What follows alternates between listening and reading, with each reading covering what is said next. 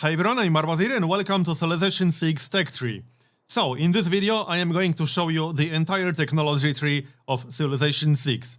I will show you everything on the tree, every single tooltip, on every single item, every single tech, every single unit, everything. Now, before we get started, one quick disclaimer. This is a preview build, so any values you see here might still change in the final release version, because the game is still in active development.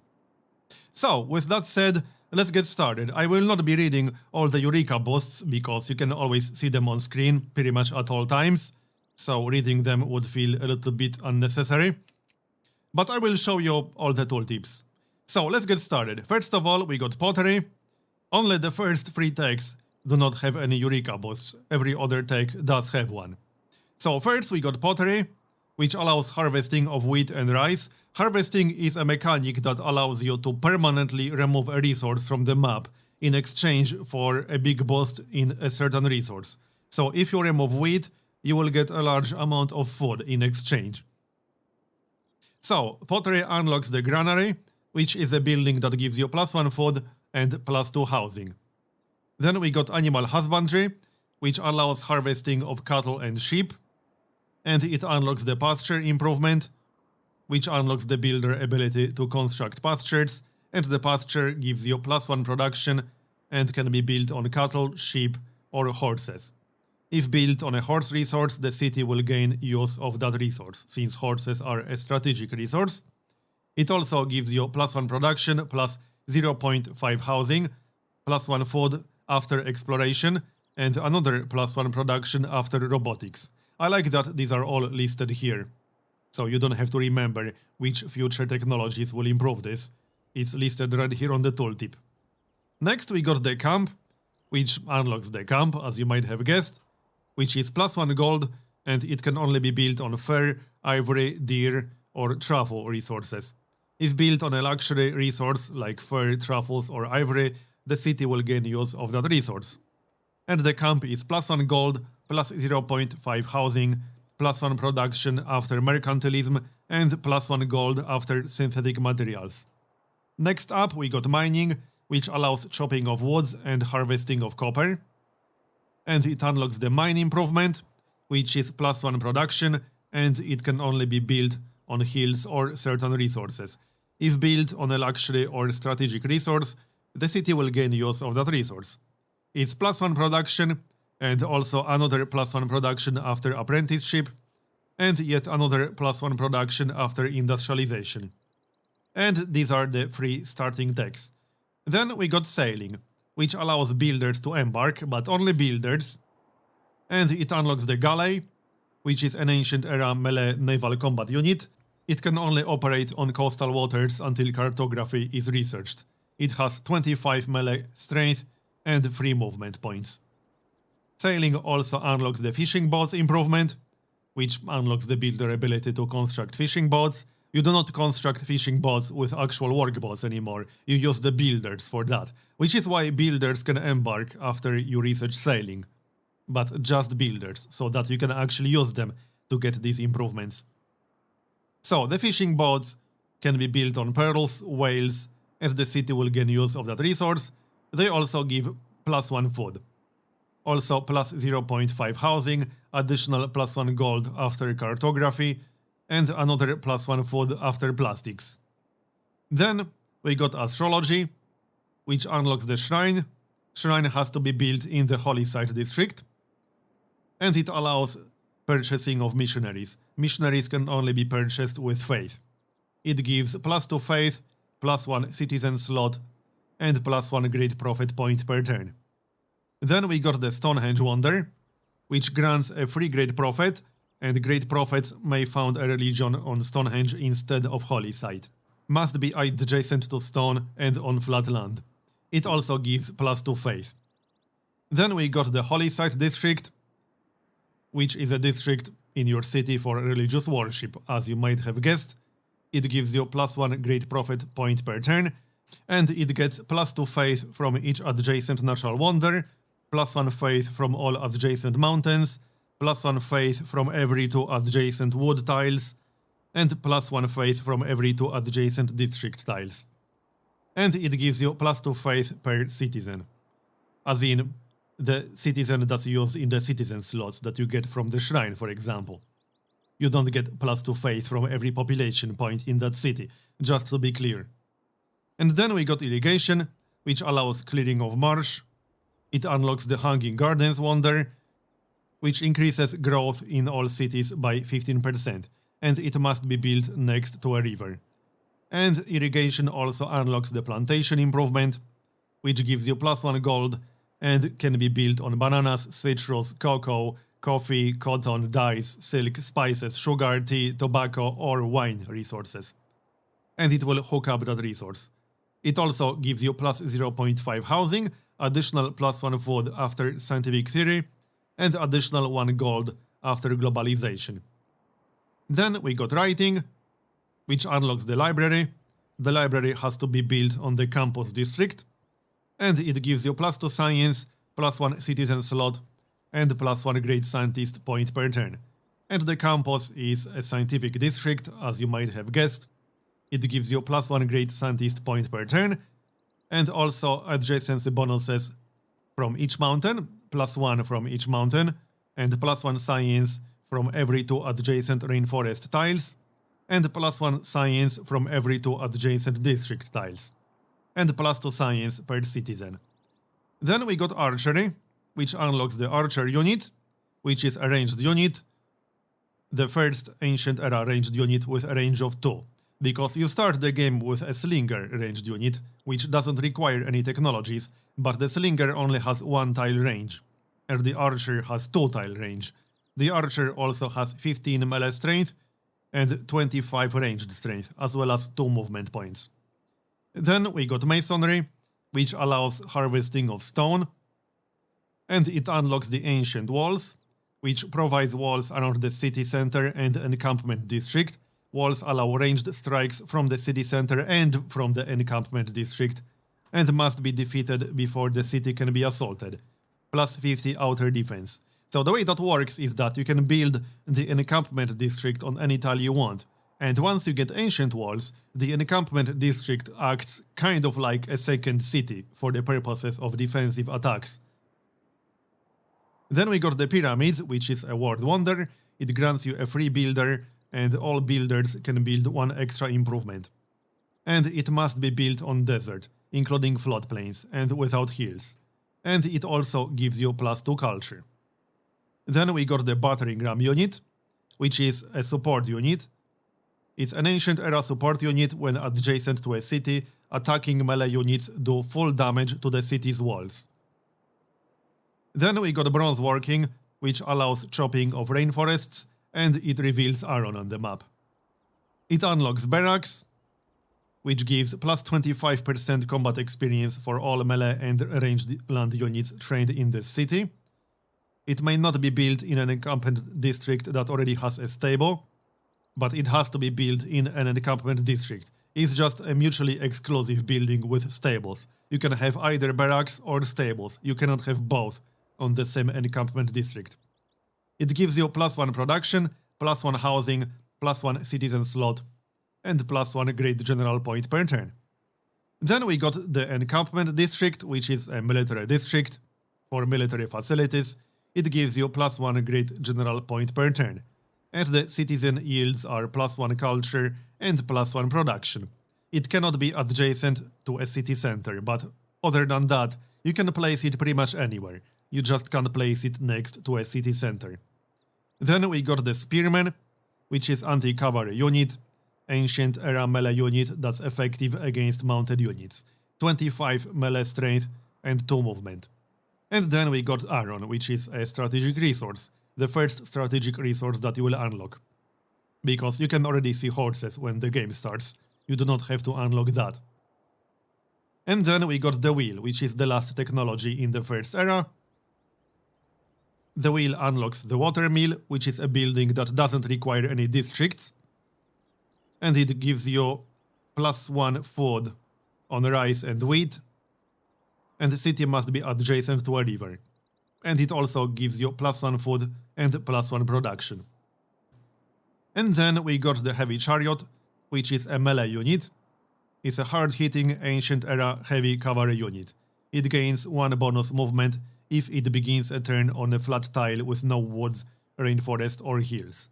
It has 28 melee strength and 2 movement. And that's the ancient era done. Onwards to classical era. And the first tech in the classical era that we'll discuss is celestial navigation. Celestial navigation allows traders to embark and allows harvesting of fish, because in Civilization 6 you do not have 2 separate trader units, like the cargo ship and the caravan. You have one trader, and that one trader can form land trade routes or sea trade routes. And this is the tech that you need to get in order for your traders to embark. Celestial navigation unlocks the lighthouse, which gives you plus 25% combat experience for all naval units trained in the city, plus 1 food, plus 1 gold, plus 1 housing, plus 1 citizen slot, and plus 1 great admiral point per turn, and this has to be built in the harbor district. Then we got the Great Lighthouse Wonder, which is plus 1 movement for all naval units. It must be built on the coast and adjacent to land and harbor district with a lighthouse. It also gives you plus 3 gold and plus 1 great admiral point per turn.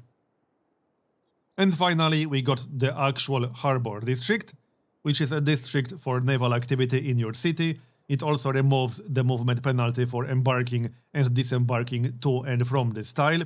It must be built on the coast tile or lake terrain adjacent to land. This is the only district that you build not actually on land. It also gives you plus 1 trade route capacity and plus 1 great admiral point per turn, plus 1 gold from every 2 adjacent district tiles, and plus 1 gold from each adjacent coastal resource. And the citizen yields are 2 gold and 1 science. Next up, we got currency. Currency unlocks the market, which gives you plus 3 gold, plus 1 citizen slot, and plus 1 great merchant point per turn. It has to be built in the commercial hub district, and here's the commercial hub district. It's a district in your city specializing in finance and trade. It gives you plus 1 trade route capacity. Also plus 1 great merchant point, plus 2 gold from each adjacent river, plus 2 gold from each adjacent harbor, plus 2 gold from each adjacent Royal Navy dockyard. Royal Navy dockyard is basically the special district for England. And plus 1 gold from each 2 adjacent district tiles. And plus 4 gold is the citizen yield. Then we got Horseback Riding, which unlocks the stable. This is the alternative to barracks. You can have one or the other on the encampment district.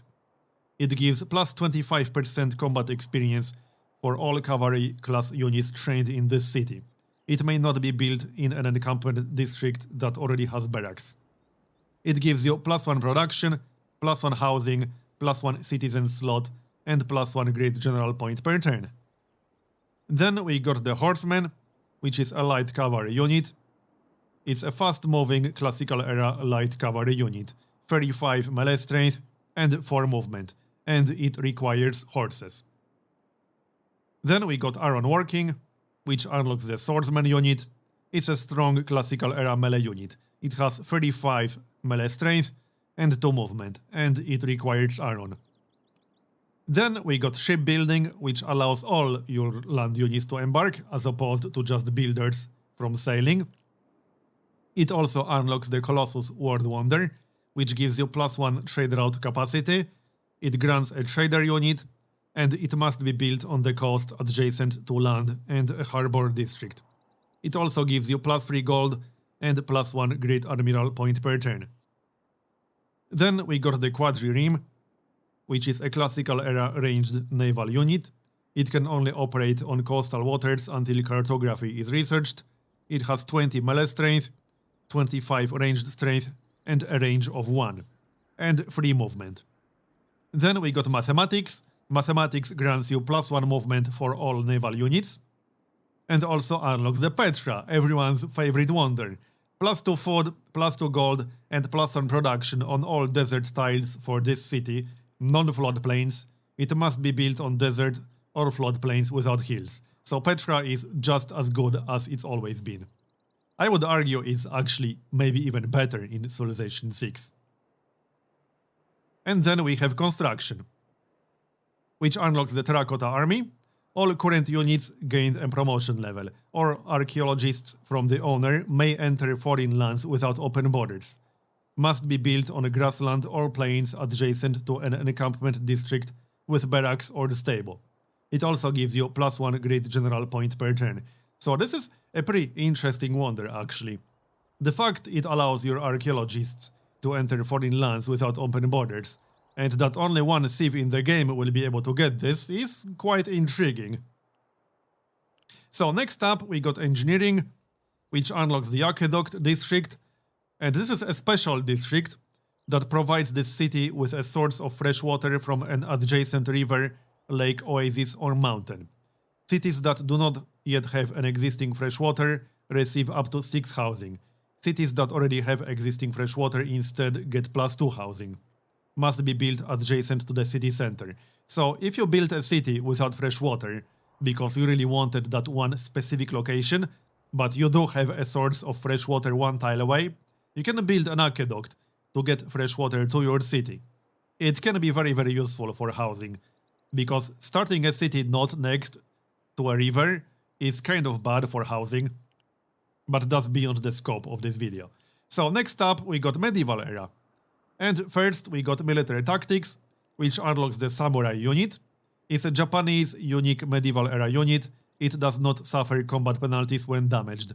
It has 45 melee strength and 2 movement.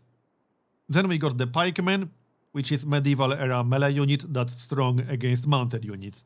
It has 41 melee strength and 2 movement. Next we got Apprenticeship, which gives you +1 production to the mine improvement, and unlocks the Workshop. The Workshop has to be built on Industrial Zone District. It gives you +2 production, +1 citizen slot, and +1 Great Engineer point per turn. And here's the actual Industrial Zone. It's a district in your city for industrial activity, as you might have guessed. It gives you +1 Great Engineer point per turn, +1 production from each adjacent mine, +1 production from each adjacent quarry, and +1 production from every 2 adjacent district tiles. And the citizen yield is +2 production per citizen. Then we got Stirrups, which unlocks the Knight. It's a hard-hitting Medieval Era heavy cavalry unit. It has 48 melee strength and 4 movement, and it requires iron. Worth noting that each era has higher upkeep cost for units, if you noticed. The maintenance cost for the Knight is 3 gold. The maintenance cost for the Horseman was 2 gold. The maintenance cost for the Archer was 1 gold, so that's different compared to Civ 5. Later eras have more expensive units in terms of maintenance. Then we got Machinery, which unlocks the Crossbowman. It's a Medieval Era ranged unit. It has 30 melee strength, 40 ranged strength and a range of 2, and movement of 2. And Machinery also unlocks the Lumber Mill improvement, which unlocks the builder ability to construct a lumber mill, and the lumber mill gives you +1 production, but also another +1 production if the tile is adjacent to a river. And it can only be built on woods, so the lumber mill can actually be quite nice if you have a lot of woods next to river tiles. And it also gives you additional +1 production after you research steel, so the lumber mill can give you up to +3 production on 1 tile. That is quite good. And it happens fairly early into the game. Then we got Education. Education unlocks the university, which has to be built in a campus and it requires library. It gives you +4 science, +1 housing, +1 citizen slot, and +1 great scientist point per turn. And Education also unlocks Hagia Sophia. Missionaries and apostles can spread religion 1 extra time, must be built on a flat land adjacent to a holy site district, and you must have founded a religion. It gives you +4 faith as well. And then we got Military Engineering. Military Engineering unlocks the Armory building, which requires barracks or stable and has to be built in an encampment district, and it gives you +25% combat experience for all land units trained in this city. And it also provides you with +2 production, +1 citizen slot, and +1 Great General point per turn. And then we got the Military Engineer unit. So this is a support unit, it's a medieval era support unit, it requires an armory to produce, and it can construct roads, forts, and airship improvements. So this is how you build roads, not with traders, with the Military Engineer unit. But it requires one city that's specialized in military, because you need to have the encampment district, then you need to build either barracks or stable, and then you need to build an armory, and then, and only then, you can train a military engineer.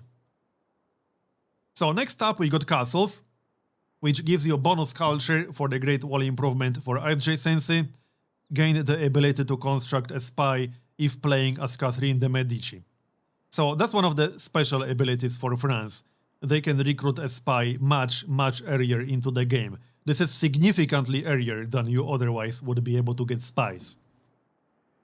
So, castles unlocks the medieval walls improvement, and the medieval walls increase the strength of your outer defenses +50. And then we also got the Alhambra Wonder, which is +1 military policy slot. There are several wonders that give you extra policy slots, and they are pretty good. And the Alhambra provides the same defensive bonuses as the fort improvement. It must be built on hills adjacent to an encampment district. It also gives you +2 amenities from entertainment and +2 Great General points per turn. So with that, we just finished the medieval era, onwards to Renaissance. And we'll start Renaissance with Cartography. Cartography gives you +1 gold from the fishing boat improvement. All naval and embarked units can navigate ocean tiles, and +1 movement for embarked units. Cartography also unlocks the Caravel, which is a fast Renaissance-era exploration melee naval unit, which has 50 melee strength and 4 movement. Then we got Mass Production. Mass Production unlocks the Shipyard Building, which gives you +25% combat experience for all naval units trained in this city. Also bonus production equal to the adjacency bonus of the Harbor District. It has to be built in a harbor, and it requires a lighthouse. It also gives you +1 citizen slot and +1 Great Admiral point per turn, and bonus production equal to the adjacency gold bonus of the district. So, next up, we got the Venetian Arsenal, which is a world wonder. You receive a second naval unit each time you train a naval unit. It must be built adjacent to the coast and adjacent to an industrial zone district. It also gives you +2 Great Engineer points per turn. And that's that. Next up, we got Banking. Banking gives you +1 gold from the quarry improvements, and unlocks the bank, unsurprisingly. The bank gives you +5 gold, +1 citizen slot, and +1 Great Merchant point per turn. And we got the Great Zimbabwe World Wonder, which gives you +1 trade route capacity, and your trade routes from this city get +2 gold for every bonus resource from this city's territory. Must be built adjacent to a commercial hub district with a market and adjacent to cattle. So these are fairly specific requirements. And it also gives you +5 gold and +2 Great Merchant points per turn. So this will be a situational wonder, but for the right city, this could be really damn strong. Then we got Gunpowder, which unlocks the Musketman, which is a Renaissance-era melee unit. It has 55 melee strength and 2 movement, and it requires the Niter resource, which is a new strategic resource in Civilization 6. Then we got Printing, and Printing provides 1 more level of diplomatic visibility on all other civilizations. All tourism yields from great works of writing are doubled. And Printing also unlocks the Forbidden City Wonder, which gives you +1 wildcard policy slot. This is going to be a really nice wonder. Plus wildcard policy slot is so good and so flexible. It must be built on flat land adjacent to the city center, and it also gives you +5 culture. Then we got Square Rigging, which unlocks the Frigate. The Frigate is a Renaissance-era ranged naval unit. It has 45 melee strength and 55 ranged strength, and the range of 2, as well as movement of 4. Then we got Astronomy, which unlocks the Potala Palace Wonder. which gives you +1 diplomatic policy slot. It has to be built on a hill adjacent to a mountain, and it also gives you +2 culture and +3 faith. Then we got metal casting, which unlocks the Bombard siege unit. It's a Renaissance-era bombard unit, ideal for attacking cities. It cannot move and attack on the same turn unless they've earned the expert crew promotion. It has 43 melee strength, 55 bombard strength, and the range of 2 as well as movement of 2. And it requires the Niter strategic resource. Then we got Siege Tactics, which unlocks the Renaissance walls. The Renaissance walls make your outer defenses stronger, +50 outer defense. And the Siege Tactics also unlocks the 4th improvement. Occupying unit receives +4 defense strength and automatically gains 2 turns of fortification. And now we are moving on to the Industrial era. And we'll start from Industrialization. Industrialization gives you +1 production to the mine improvement. It also unlocks the Electronics Factory, which is a special district which replaces the factory, unique to Japan. It's +4 production to all cities within 6 tiles, and after researching the electricity technology, this building provides an additional +4 culture to this city. It also gives you +4 production. It has +1 citizen slot and +1 great engineer point per turn. So this is a pretty good one. And then we got the Ruhr Valley Wonder. This wonder gives you +30% production in this city, +1 production for each mine and quarry in this city, and it must be built along a river adjacent to an industrial zone district with a factory. This is going to be an insanely strong wonder for the right city. You could turn an already really good production city into a monstrous production city. And then we got Scientific Theory. Scientific Theory allows research agreements and gives you +1 food from the plantation improvement. And it unlocks the Oxford University, which is a world wonder. It gives you +20% science in this city and awards 2 randomly chosen free technologies when completed. It must be built on grassland or plains adjacent to a campus district with a university. It also gives you +3 great scientist points per turn and +2 great works of writing slots. And there's the research agreement. Establish a research agreement with a declared friend or alliance member. Research agreements allow 2 parties to jointly research a target technology. The more expensive the technology, the longer the agreement will take. At the duration of the agreement, each party earns the boost for that technology. So that's a completely different mechanic for the research agreement compared to Civ 5. And then we got Ballistics. The Ballistics technology unlocks the Field Cannon, which is an industrial era ranged unit. So this is not a siege unit, this is basically an upgrade to the crossbowman, which is back here. So that's a direct upgrade from the crossbowman to the Field Cannon. And the Field Cannon has 50 melee strength and 60 ranged strength, and a range of 2, and 2 movement. Then we got Military Science, which unlocks the Military Academy, which gives +25% combat experience for all units trained in this city, and faster core and army training. You unlock the core and army functionality through the civics tree.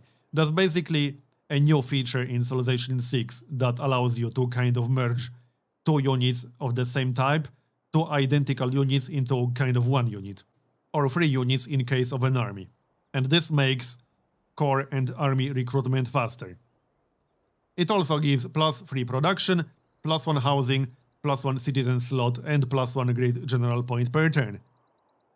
And it has to be built in the encampment district, and it requires an armory. And then we got the cavalry unit. It's a fast-moving industrial era light cavalry unit. It has 62 melee strength and 5 movement, and it requires horses. So that's a lot of down movement. This is a pretty damn strong unit. And with that, no, this is the tier 2 of industrial era, right. So, steam power, which gives you +2 movement for embarked units. It also unlocks the Ironclad, which is a powerful industrial era armored melee naval unit. It has 60 melee strength and 5 movement, and it requires coal. And here's coal. That's fairly self-explanatory. Then we got sanitation, which gives you +1 housing to stepwell improvements. And then we got the sewer, which is a building that gives you +2 housing. And the medic, which is a support unit, an industrial era support unit, which can heal adjacent units. Then we got economics, which unlocks the stock exchange, that gives you +7 gold, +1 citizen slot, and +1 great merchant point per turn, and it has to be built in the commercial hub district, and it requires a bank. Then we got the Big Ben Wonder, which gives you +1 economic policy slot, and it doubles your current treasury. It must be built next to a river adjacent to a commercial hub district with a bank. It also gives you +6 gold and +3 great merchant points per turn. The doubles current treasury part is quite intriguing, I have to say. So next up we got rifling, which unlocks the ranger unit. That's a fast-moving industrial era recon unit. It has 45 melee strength and 60 ranged strength with a range of 1 and 3 movement. So that's a pretty interesting unit actually. And with that we just finished the industrial era. And we got the modern era next, and we'll start from the flight technology. The flight technology gives you bonus tourism to all improvements that provide culture. So that's actually pretty strong. And then we got the hangar. The hangar gives you +25% combat experience for all air units trained in the city, and +2 air unit slots in the aerodrome district, and +2 production. And here's the aerodrome district. It's a district that allows you to build and store aircraft. It cannot be built on hills. It has 4 aircraft capacity. So without this district, you cannot actually build air units. And then we got the observation balloon, which is a modern era support unit. It adds +1 range to adjacent bombard strength units. So that's actually a really interesting unit right there. +1 range to adjacent bombard strength units is really damn good. Then we got the biplane unit, which is a first air combat unit available in the modern era. It has 60 melee strength, 55 ranged strength, and a range of 3. Air war works quite differently in Civilization 6, but that's kind of beyond the scope of this video. Then we got the airship. It unlocks the military engineer ability to construct an airship. It can support 3 air units, and it can only be built on flat terrain. And it has 3 air capacity. Then we got replaceable parts, which upgrades farm improvements to mechanized agriculture, +1 food adjacency bonus for every farm improvement they are adjacent to. So this is going to be a huge food boost, especially if you have a lot of farms adjacent to each other. And replaceable parts tech unlocks the infantry unit, which is a modern era melee unit. It has 70 melee strength and 2 movement.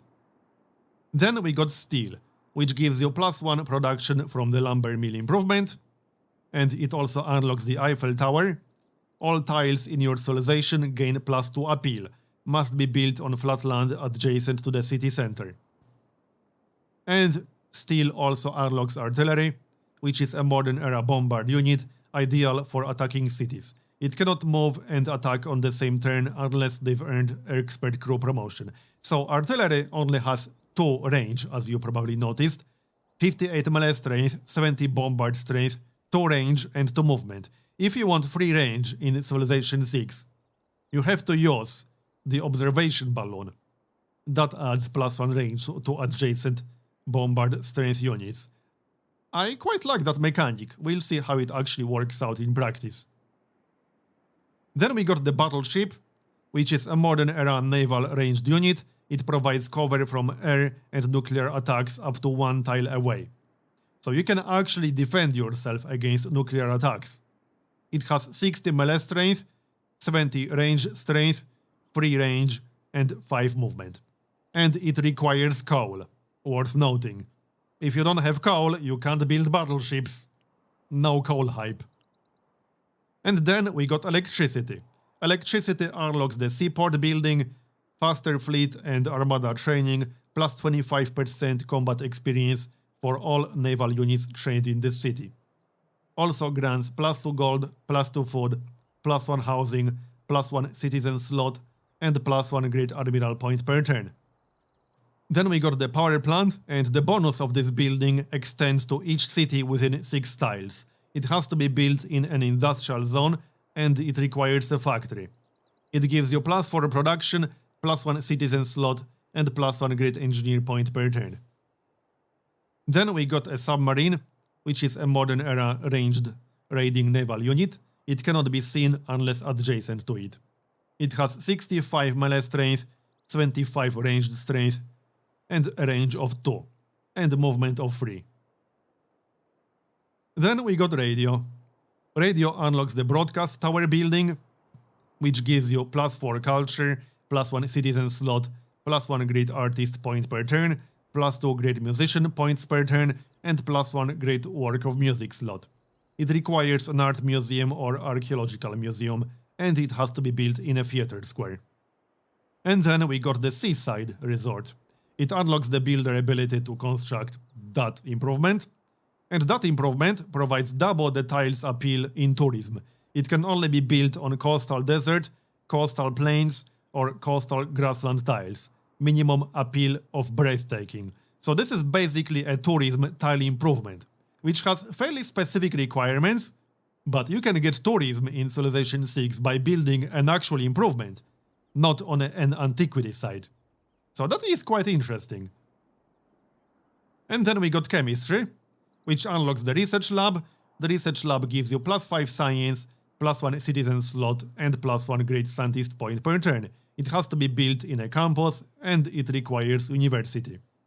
And then we got AT Crew, which is a modern-era counter to cavalry class units. It has 70 melee strength and 2 movement. And then we got Combustion, which gives you +1 movement for all embarked units. It unlocks the tank, which is a fast-moving modern-era heavy cavalry unit that ignores zone of control, and it requires oil. So tanks will be pretty damn good because of the fact they ignore zone of control. And Combustion also unlocks the oil resource and the oil well, which unlocks the builder ability to construct an oil well, and the oil well is +2 production. And with that we finish the modern era. And now we got the atomic era. First we got advanced flight. Advanced flight unlocks the airport, which is a building that gives you +50% combat experience for air units trained in the city, +2 air unit slots in aerodrome district, and allows the ability to airlift land units between aerodrome districts with airports after the rapid deployment civic is unlocked, and +3 production. It requires hangar and aerodrome.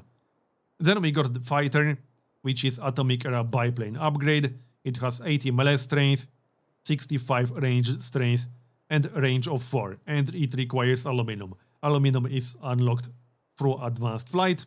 And then we got a bomber, which is the first bomber unit available in the atomic era. It has 65 melee strength, 80 bombard strength, and a range of 10, and it also requires aluminum.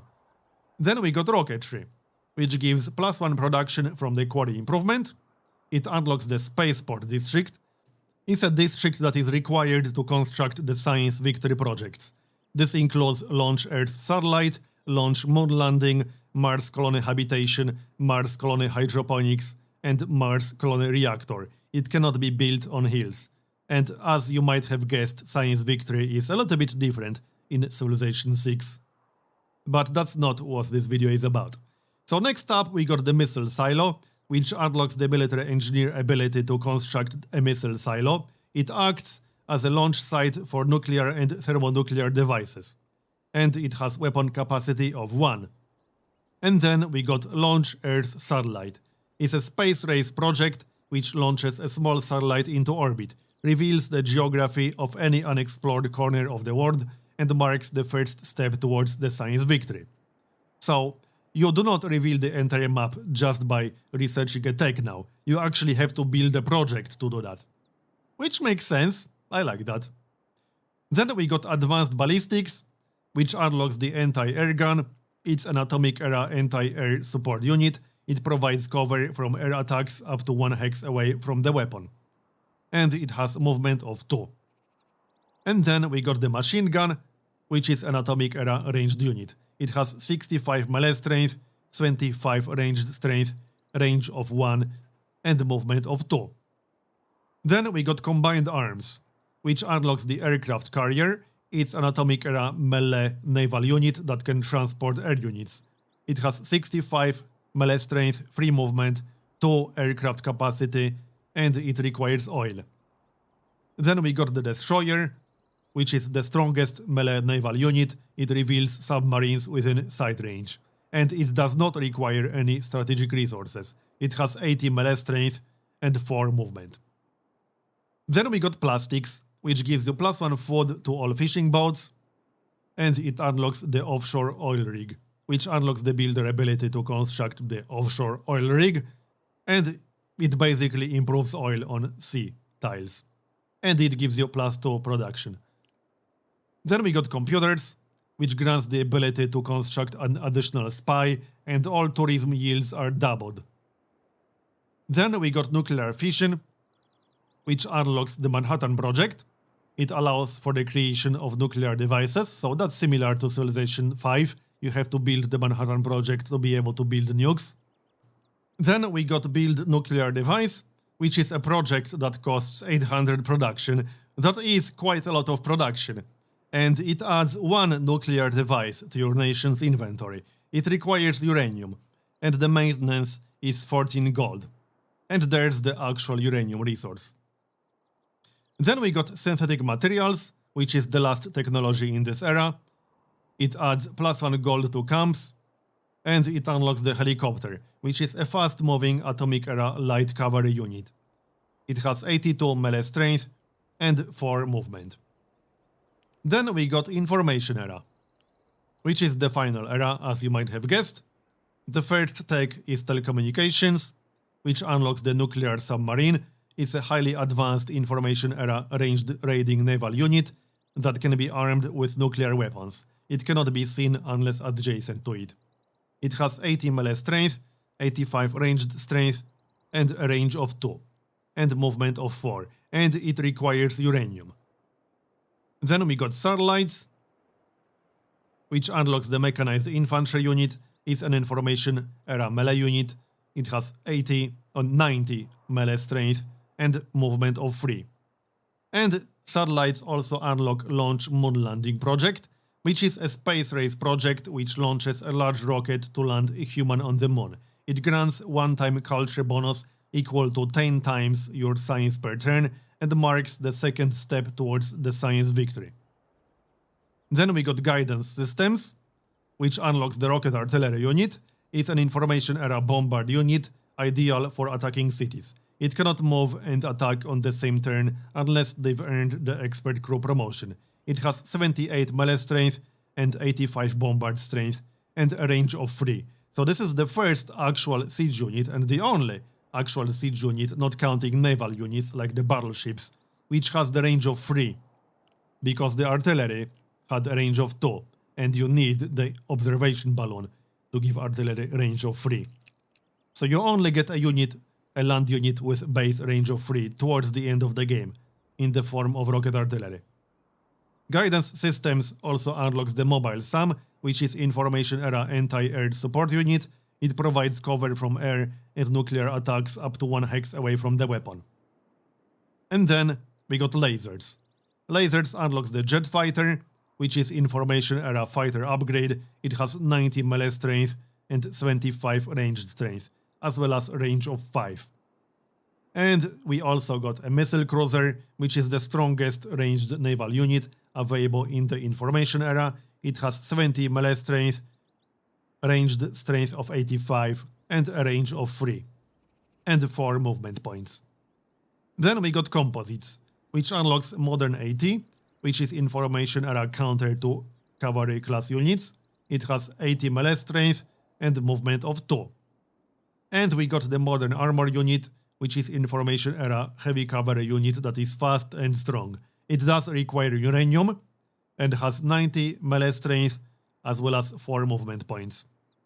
Then we got Stealth Technology, which unlocks the Jet Bomber, which is an information era bomber upgrade. It has 78 melee strength, 80 bombard strength, and 15 range. And it requires aluminum. Then we got Robotics, which gives you +1 production to pastures, and it unlocks Launch Mars Habitation, which is a space race project which launches a habitation module into orbit for the Mars colony mission. Launching all 3 modules wins the science victory. So this is the first one. Then we got Nuclear Fission, which unlocks the Launch Mars Reactor. This is again a space race project which launches a reactor module into orbit with the Mars colony mission. Launching all 3 modules wins the science victory. Then we got Operation Ivy, which allows for the creation of thermonuclear devices.